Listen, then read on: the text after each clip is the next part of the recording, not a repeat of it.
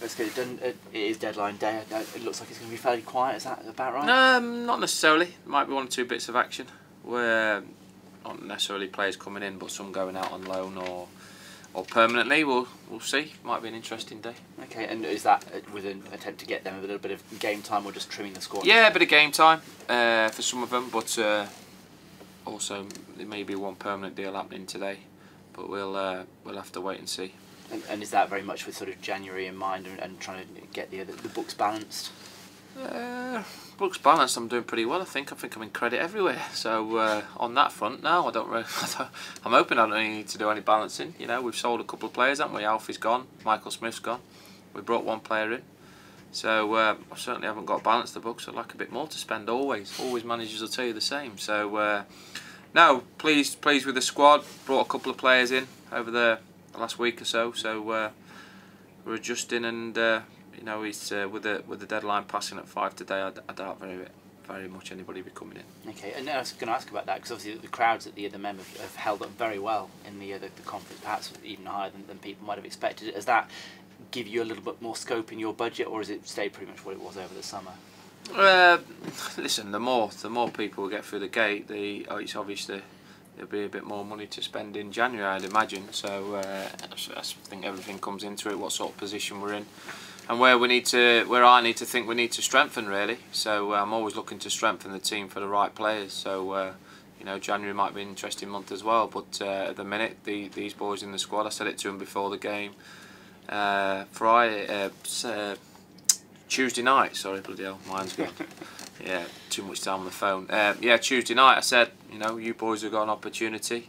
Not a lot's going to be changing with players coming in, so you've got the next 5-6 weeks to show me your worth and ready for the fight to try and get us out of this league. And certainly the result and a good deal of the performance on Tuesday night must have given you plenty of hope for that. Yeah, positive performance. You know, we're not getting carried away by it. We started the game really bright. First half I thought was very good, and you know, Barnet came into a little bit more second half, which you'd expect from a very good team. But no, obviously delighted, and you know, I thought it was a thoroughly deserved win at the end of the game. And when you look back over the teams that you've played so far this season, you've had quite a lot of the top sides that have come to the Memorial Stadium, and other than an occasional draw, you tend to have beaten them all. That's got to give you plenty of confidence you can match it. Yeah, you'd like to think it gives the players plenty of confidence, but every game brings different scenarios, and we come to another difficult one. Welling, you know, Jamie Day, I've got a lot of respect for, is a very good non-league manager and done a great job at Welling with the resources he's had. And you know, they come in and it gives another problem, like you know, a lot of the semi-part-time teams have done. So there's no easy games in the league, whether you're playing, like I keep saying it, and this is in any league, to be honest with you. When you put 11 men versus 11 men, that's what it is. You know, we just got to make sure that we perform better than the opposition. They're obviously towards the wrong end of the table. I think they're probably the best form they've been in this season with a couple of wins. Yeah, they've won the last couple on the bounce. He's got a youngish squad there, but he's very cute how he does it, Jamie. I've come up against him a few times, and we certainly won't be underestimating them Saturday, that's for sure. And the fact that you were back at the Mem on Tuesday, you've got another couple of games to come there now. And the way that you played at home, even in the defeat to Forest Green, I don't think you've played particularly badly at home all season. You'll count the points already, won't you? You're getting carried away. James, you're getting carried away, so we need to listen. Just relax, take each game as it comes. Stop looking too far ahead. Saturday's game, that's all I'm concerned about. Not interested in the future. We've got to take care of Saturdays, and that's the next one we need to tick off with a difficult game. Yeah, I'm not looking ahead. I'm just talking about the players' confidence going into that home match. It hadn't always been the case at the Mem over the last 3 or 4 seasons that the players can come in thinking that they're in decent form to put in a performance. Yeah, definitely. The confidence you should get from beating the team like Barnet, who's at the top of the level, should put us in good stead. But it also can go the other way, where there's an arrogance and an overconfidence about us that we feel we just need to turn up to win games, and it's getting the balance right. I want my players to play with no fear and take the game to the opposition, whether we're playing the top of the league or the bottom of the league. I want us to be very attack-minded and getting on the front foot, and you know, winning games and going on good runs breeds confidence through the squad.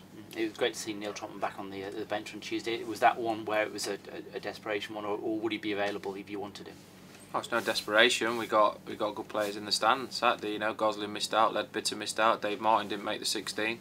So we've got you know, quality players, not over quantity at the minute, and so it weren't a desperate situation. Neil trained on the day before the game on the Monday, came through training fine. To be fair to McChrystal and Parks, they've been defending really well, and Neil have to be patient for his opportunity. I thought my two centre halves the other night were fantastic. And actually, that position throughout the season, whether it was McChrystal starting the season, then Trotman came in. Obviously now it's gone back again. Whoever's come in has slotted in fairly seamlessly. Yeah, good centre halves, really good. And when they're at the top of the game, they limit the opposition to very few chances, which is what the defenders are supposed to do. To be fair, first and foremost, it's about defending. I think what Tom Parks does really well for us, he has the capabilities of stepping in at the right time and playing, which is great on the front foot. So yeah, no, I've been pleased with us defensively, but you know, defensively is working as a unit. I keep you know, Lyle's come in, and you know, Angelo Valantas came in for, you know, for 20-30 minutes of the day. It's important that the so-called forward attacking minded players do the discipline side of things to make sure they get back in recovery positions.